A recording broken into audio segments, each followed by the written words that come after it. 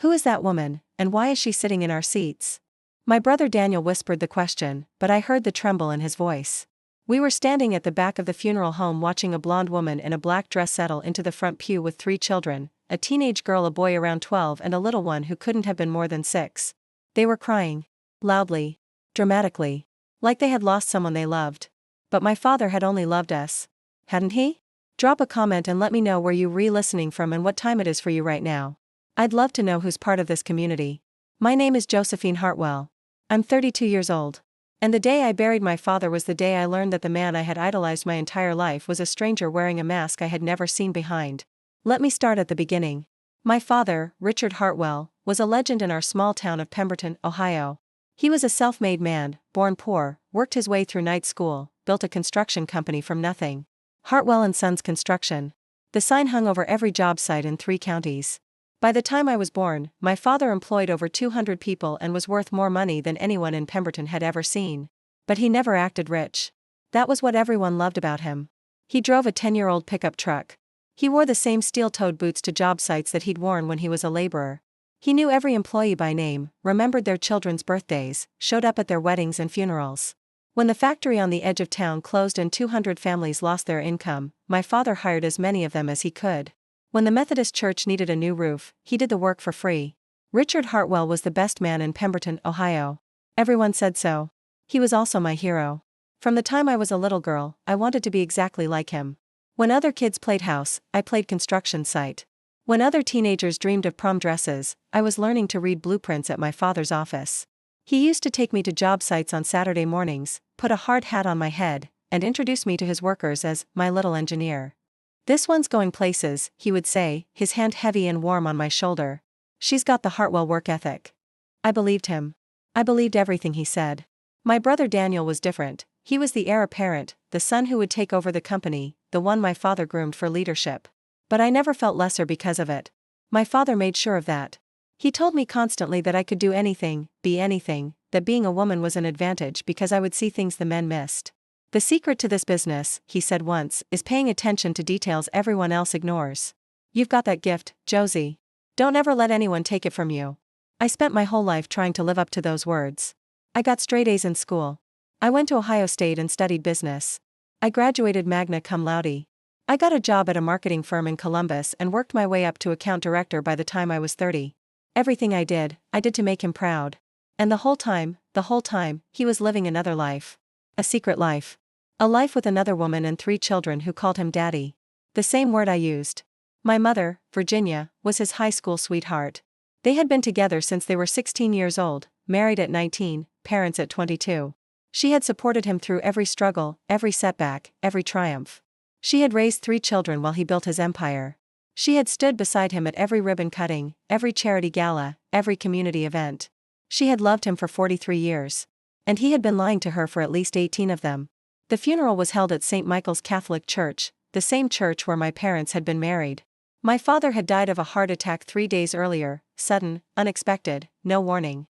He had been at a job site in Columbus, checking on a project, when he collapsed. Dead before the ambulance arrived. My mother was devastated. We all were. Richard Hartwell was only 64 years old. He was supposed to have decades left.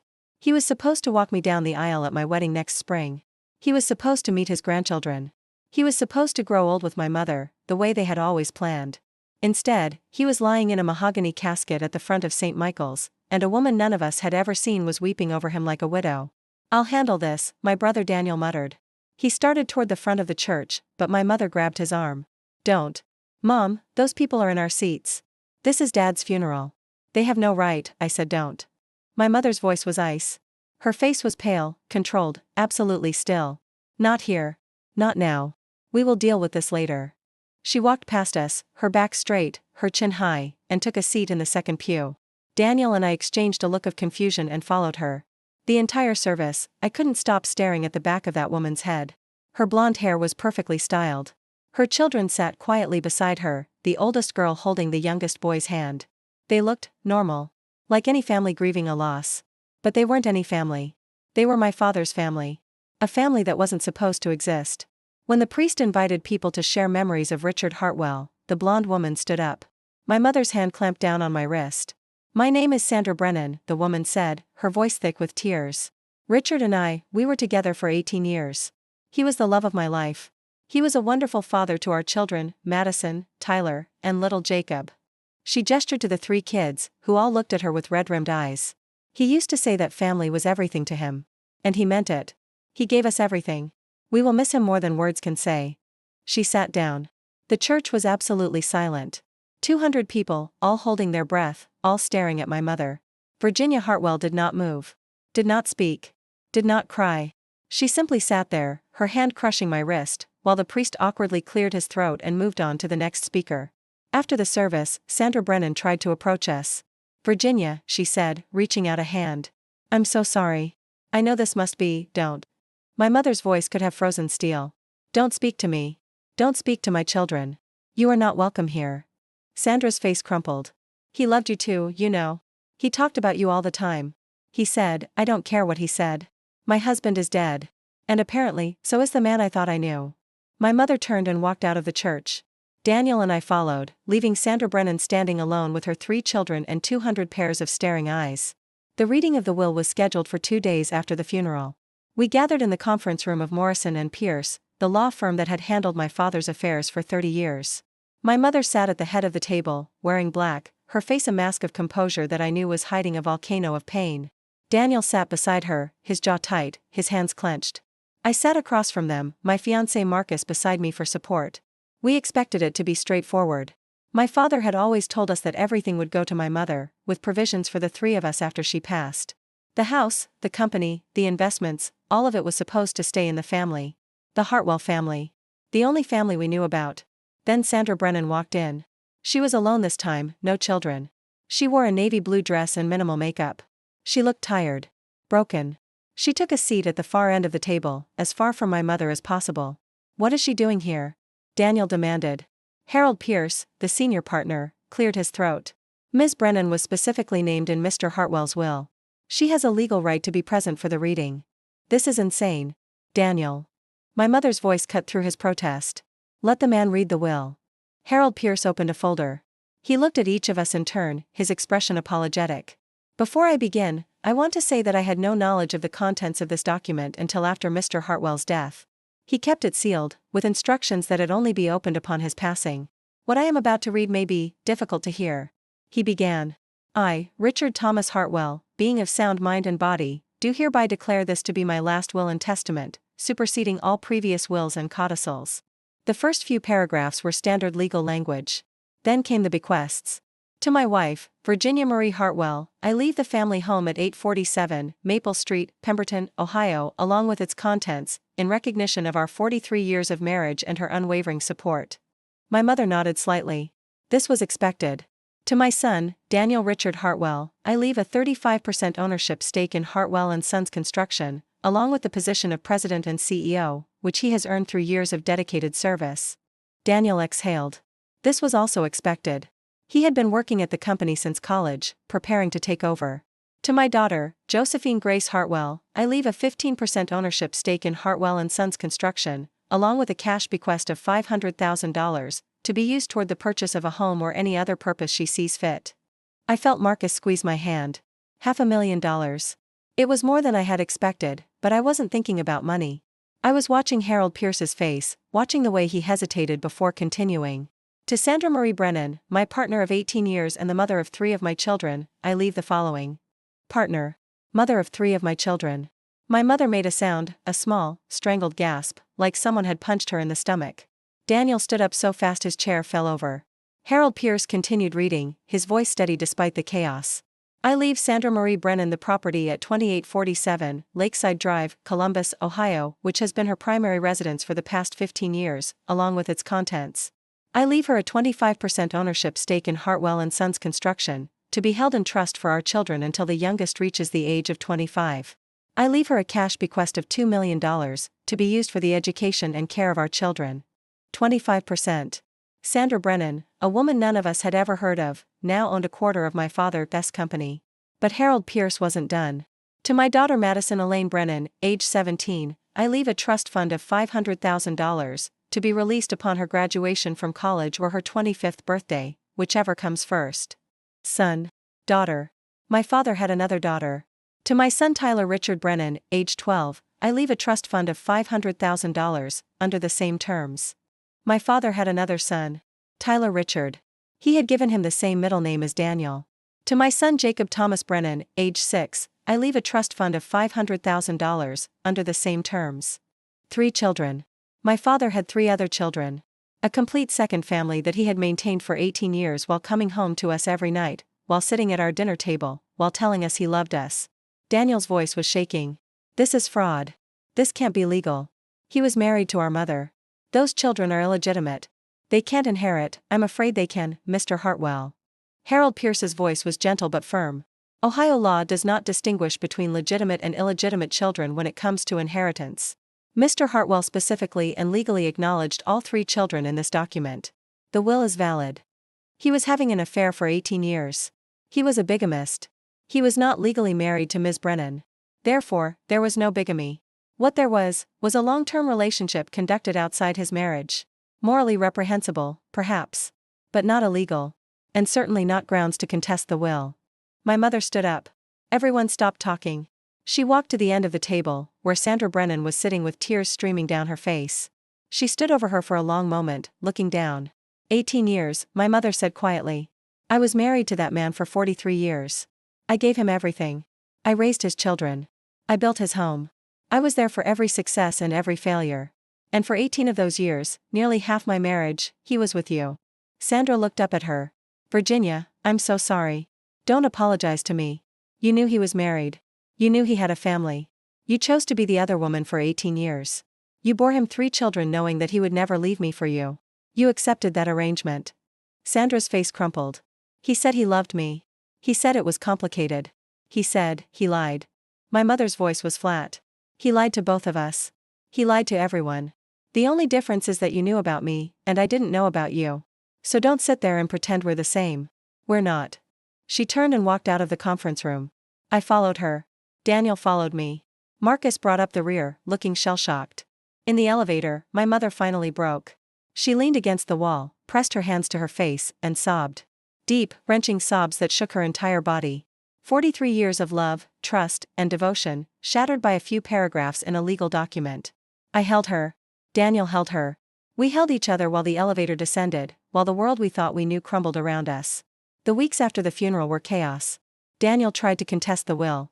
Our lawyers told him it was hopeless. The document was airtight, properly witnessed, and clearly reflected my father's intentions. The only grounds for challenge would be if we could prove he was mentally incapacitated when he wrote it, and he had been reviewed by a doctor 2 months before his death and declared in perfect mental health. My father had planned this. Carefully, deliberately, methodically. He had known exactly what would happen when he died. He had known his secret would be exposed. And he had made sure that Sandra Brennan and her children would be protected. Protected from us. I went to see her. 3 weeks after the funeral, without telling my mother or Daniel. The house on Lakeside Drive was beautiful. A colonial-style home on a quiet street, with a manicured lawn and a tire swing in the front yard. The kind of house my father would have liked. The kind of house where he would have felt at home. Sandra opened the door. She looked surprised to see me. Josephine. Can I come in? She hesitated, then stepped aside. The interior was warm, comfortable, filled with family photos. I saw my father in almost every frame. My father holding a newborn, Madison, probably. My father at a Little League game, cheering from the stands. My father on a beach somewhere, building sandcastles with 2 small children. He looked happy. Really, genuinely happy. It made me want to scream. Why are you here? Sandra asked. I need to understand. I need to know how this happened. I need to know who my father really was. Sandra sat down heavily on the couch. She looked older than she had at the funeral, like the past few weeks had aged her decades. I met Richard in 2006. At a conference in Chicago. I was a sales rep for a building materials company. He was there to negotiate a bulk contract. She smiled sadly. He was charming. Funny. So confident. He made me feel like I was the only person in the room. He was married. I know. He told me on our second date. Said he loved his wife but that something was missing. Said he felt like he was living someone else's life. Said that when he was with me, he felt like himself for the first time in years. I felt sick. And you believed him. I loved him. I know that sounds pathetic to you. I know I was the other woman, the homewrecker, the villain in your family story. But I loved him, Josephine. I loved him for 18 years. I gave him 3 children. I built a life with him, a partial life, a secret life, but a life. Did you ever ask him to leave my mother? Sandra shook her head. Once. Early on. He said he couldn't.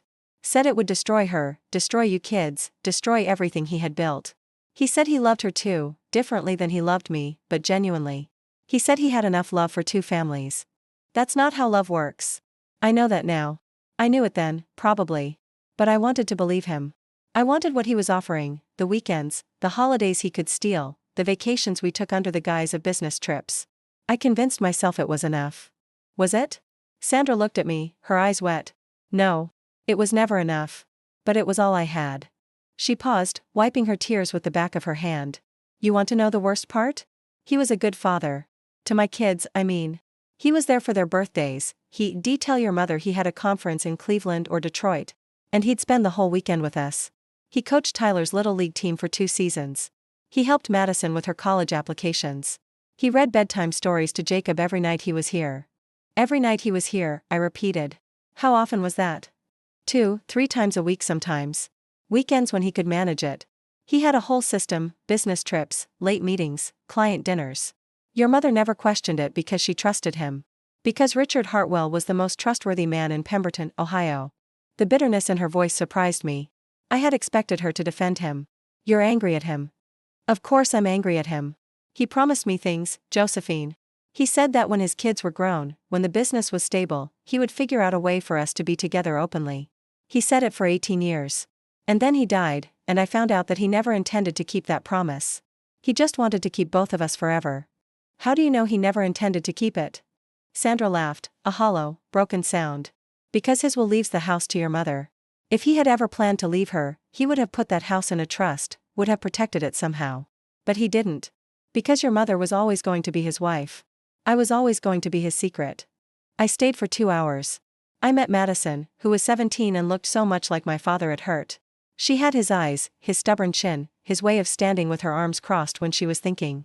When she shook my hand, her grip was firm, a Hartwell handshake, my father would have called it. I always knew about you, she said quietly. Dad showed me pictures. He said you were brilliant and that I should try to be like you. I didn't know what to say to that. My father had used me as a role model for his secret daughter. He had held me up as an example while lying to me about her very existence. I'm sorry you're in this position, I finally managed. I'm sorry too. She looked down at her feet. I used to be so jealous of you. You got to have him all the time. You got to go to family dinners and holidays and everyone knew you were his daughter. I had to keep it secret. I couldn't even tell my friends who my father was. That must have been awful. It was. But at least I knew the truth. You didn't know anything. That might be worse. I met Tyler, who had his mannerisms, his way of tilting his head when he listened. He shook my hand solemnly and told me he was sorry about my loss. 12 years old, and he was already learning to navigate adult grief. Dad talked about you a lot, Tyler said. He said you were the smartest person he knew. He said you were going to change the world someday. Every word was a knife in my chest. My father had bragged about me to his other children while hiding them from me. He had built 2 families on a foundation of lies and somehow convinced himself that love made it acceptable. I met Jacob, who was 6 years old and didn't fully understand that his daddy was never coming back. He showed me his toy trucks, construction trucks, of course, just like daddy's, and asked me if I wanted to play. They were just kids. They hadn't asked for any of this. They had loved their father the same way I had loved mine, completely, innocently, without knowing the truth. I couldn't hate them. I tried, but I couldn't. Sandra was harder. But even with her, the hatred faded over time. She was a woman who had made terrible choices, yes. But she had also been manipulated by a man who was a master at making people believe what he wanted them to believe. My father. The liar. The fraud. The man who had 2 families and never seemed to suffer for it. I went home that night and told my mother everything. She listened in silence. When I finished, she was quiet for a long time. Your father was a coward, she finally said. He wanted everything, the respectable family, the secret lover, the children on both sides. He wanted to be the hero of 2 stories. And he got away with it because he died before anyone could hold him accountable. What do we do now? We survive. We move forward. We don't let his lies define us. She paused. And we don't punish those children for their father's sins. They're innocent, Josephine. As innocent as you were. It's been 2 years since my father's funeral. The company survived. Daniel runs it now, working alongside the trust that holds Sandra's 25% stake. It's awkward, uncomfortable, and nothing like what any of us imagined. But the business is still profitable, still employing 200 people, still the backbone of Pemberton's economy. My mother sold the house on Maple Street. She said she couldn't live with the ghosts anymore, the memories of a marriage that was half lie. She bought a condo in Florida, near her sister, and she's slowly rebuilding her life. She goes to therapy. She takes watercolor classes. She's learning to be Virginia again, not just Richard's wife. She's never spoken to Sandra Brennan. I don't think she ever will. Some wounds are too deep to heal with conversation. But I have. I visit Columbus twice a year now. I have lunch with Madison, who's in college studying architecture, like her father, like mine. I send birthday cards to Tyler and Jacob. I've become, in some strange and unexpected way, their older sister. Not because I forgave Sandra. Not because I've made peace with what my father did. But because those children didn't choose this life. They didn't choose to be secrets. They didn't choose to be revealed at a funeral, to have their entire existence treated like a scandal. They're my siblings. Half-siblings, technically, but siblings. And family, real family, doesn't punish children for their parents' mistakes. I got married last fall. Marcus and I had a small ceremony, just 50 people, in a garden outside Columbus. My mother walked me down the aisle. Both of us had agreed that she would take the place my father should have held. She wore a soft blue dress and cried when she handed me off to Marcus. "Your father would have been proud," she whispered. "The real parts of him, anyway. The parts that actually loved you." It was the kindest thing she could have said. Daniel stood beside Marcus as a groomsman. He had come a long way in 2 years, from rage and denial to something like acceptance. He still didn't talk to Sandra, but he had started sending birthday cards to the kids. Small steps. And in the third row, sitting quietly with her children, was Sandra Brennan.